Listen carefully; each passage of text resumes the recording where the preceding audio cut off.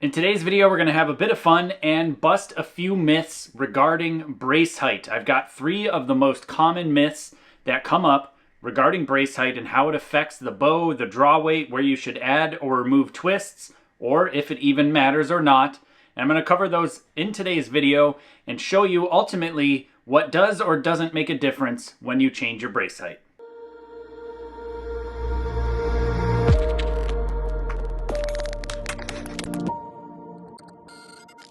Like I said there in the intro, we've got a recurve bow here. It's going to be the same for barebow and traditional as well. Slight modifications there between the 3 different types of single string bows. But what I want to do is spend a bit of time to bust the most common myths regarding brace height. I see many different things pop up from time to time as far as questions and comments and emails that are sent to me through my website, Kaminski.com, asking me about where should I add or remove twists to the string? Does it even matter? When I change my brace height, does it also change my draw weight? All of those things I'm going to cover in today's video. So we're going to start with the most common one that I see is that as you increase your brace height, you increase your draw weight. So what I'll do to bust that myth is take an arrow. I'm using a recurve today and I've got a clicker, so my draw length will be exactly the same. And I will use a bow scale here, this Last Chance Archery HS4. And what I'm going to do is I'm going to pull it back to full draw and let it click. I'll draw the bow back 3 times and I will show you the peak draw weight that shows on the scale itself. So all I'm going to do is just pull it back until it clicks. Let it down, check the scale, 48 pounds exactly. Now what I'll do is I'll do that again.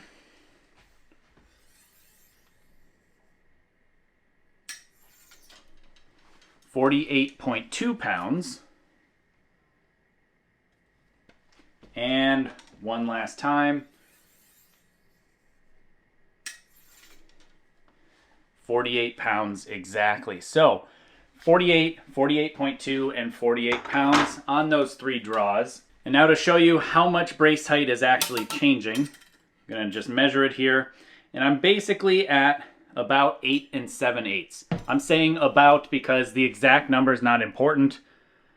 And you'll see to the center of my plunger, it's just under 8 7/8, between 8 3/4 and 8 7/8. Now as I unstring my bow and set that string aside, I'm actually putting a string on the bow that is for a 68-inch bow. So what I just had on here was a string built for a 70-inch bow because that's what I've got here, a 25-inch riser and long limbs. Oh my God. Now the brace height is massive. I bet you my bow scale, or my bow square rather, won't even, oh, it still registers. So we're at 10.5 inches. So this has grown a massive amount. Let me get it to you so you can see it. There you go, about 10.5 inches of brace height. I did not change the limb positions, didn't change limbs, didn't change the tiller bolts, nothing. So now I'll draw the bow back in the exact same way, same exact arrow, same clicker position.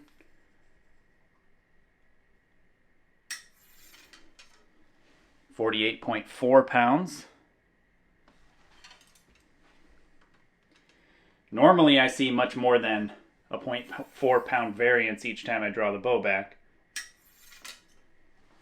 47.6 pounds. So right now we're at that average of 48.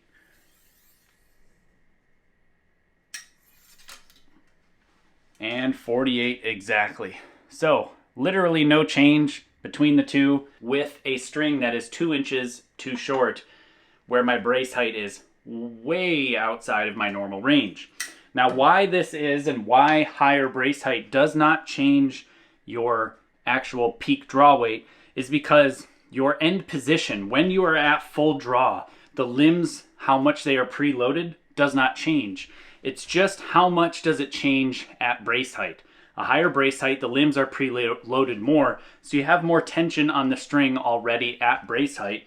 So it does feel slightly heavier when you start to draw because you are in fact starting from a position that would previously be about 1.5 inches extra draw length compared to before. Hope that makes sense. This is just proving that as you increase your brace height, you do not at all increase your peak draw weight. But even though your peak draw weight does not go up, your arrow tune may change. In my experience, I find that a higher brace height results in a slightly weaker arrow. This has nothing to do with the peak draw weight. This has everything to do with where the arrow decouples from the string in the power stroke, and then because of the slight change of where the arrow actually comes off the string, that is affecting the archer's paradox as the arrow is coming out of the bow, resulting in a slightly different dynamic spine. Now, if you're interested in learning how brace height change and all sorts of different things adjusted on your bow affect the tune and how to tune and set up your bow like I do, I'm going to recommend this book here. It's called Tuning for Performance. It's a book I wrote about how to tune and set up your Olympic style recurve just like I do. Links down in the description below and a card at the top up there in case you're interested in checking that out. Now, as I get a properly sized string on this bow, what I want to do is bust the second myth. And that one is that it matters which side you add or remove twists from, whether that be the top limb or the bottom limb. And genuinely, it just doesn't matter. I'm going to bust that myth right away off the bat and just say it doesn't matter because the string is one piece from top to bottom. If I add twists at the bottom, I'm adding twists throughout the entire length of the string. If I add twists at the top, I'm adding twists throughout the entire length of the string. Same thing goes if I'm removing twists as well. When I remove twists on the bottom, it removes it from the entire string and so on. It does not matter which side of the string, top or bottom, that you change the actual amount of twists from the string. It is the easiest when you are unstringing your bow, like so, because I leave the string on the top limb, to simply remove it from the bottom, add twists, remove twists, put it back on, and restring my bow. So each time I take it off of the bottom, it's very simple. I just look at the string itself, see the direction that the string is naturally twisted, because it came from a builder with some twists in it, or I built it and put some twists in it before I served it. And all I'm going to do is, when I look at the string, see the direction it's turning and either add more twists to it, increasing the amount of twists, or reduce the amount of twists, put the string back on. And it doesn't matter if I put them in the top or the bottom. I added twists throughout the whole string length. And even if they're all bunched up down at the bottom, adding or removing extra, as I go to string the bow here, when I'm adding the new tension of the limbs on the string, it equalizes the twists throughout the entire length of the string. So it simply does not matter which side, top or bottom, you add or remove twists to your string to change the brace height. And the third myth that I want to bust today is you can change your nocking point when you add or remove twists from your string. Meaning, if you look at the string as it's twisted, it kind of looks like some threads on a screw or a nut. And when you remove or add twists from one side or the other, you can actually move the nocking point up or down the string. Because it's like taking a nut on a bolt and spinning it up or down, right? And so if I want to raise my nocking point, all I need to do is look at the way that the actual twists are turning and twist the string to actually move those nocking points up. And so what I'll do to test that is we're going to go crazy, and I'm going to first measure the nocking point and show that to you so you can actually check my math and make sure I'm good. So I'm going to actually set my bow square here to just touch the rest as I should, and I'll notice that the nocking point, the top nocking point is tied on at roughly 5/16 of an inch, give or take. Super close to that. So if you can see, we're just touching the arrow rest as it should be. And if you check here, sorry I bumped the camera, that top nocking point here is right at about 5/16 of an inch, 1 hash mark above a 1/4 inch. And so what I'll do, I'm going to unstring the bow, and I'm going to add 20 twists to the bottom. 1, 2, 3, 4, 5, 6, 7, 8, 9, 10, 11, 12, 13, 14, 15, 16, 17, 18, 19, 20. Put it back on, and I've got a tremendous amount of twists now. And what I'm going to do, I'm going to keep those amount of twists, kind of hold on to the string, take it off the top,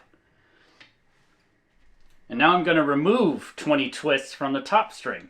1, 2, 3, 4, 5, 6, 7, 8, 9, 10, 11, 12, 13, 14, 15, 16, 17, 18, 19, 20.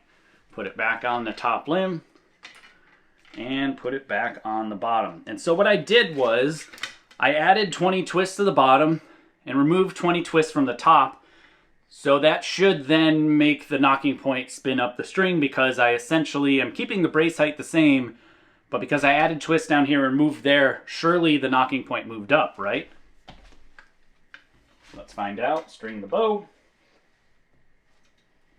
Set the limbs. Snap my bow square on. Make sure it just touches the rest as it did before.